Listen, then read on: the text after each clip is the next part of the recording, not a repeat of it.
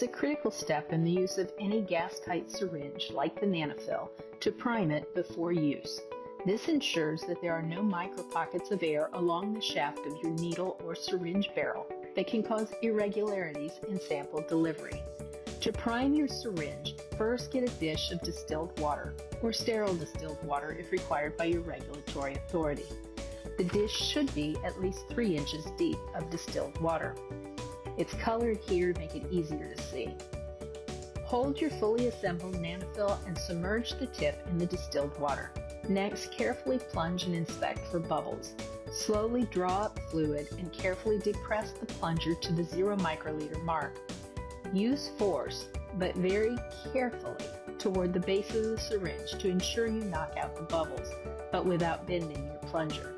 It is recommended to lightly tap the sides of your needle to release any microbubbles that may stick to the sides of the needle during priming. Repeat these steps until you see no bubbles when drawing up solution. Your system is now gas tight. Lastly, remove your NanoFil system from the distilled water, depressing the needle completely to the 0 microliter mark to expel any residual distilled water.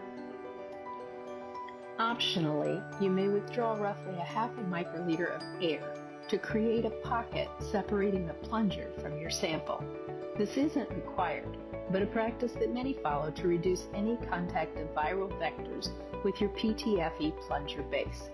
If you have any questions, just give us a call.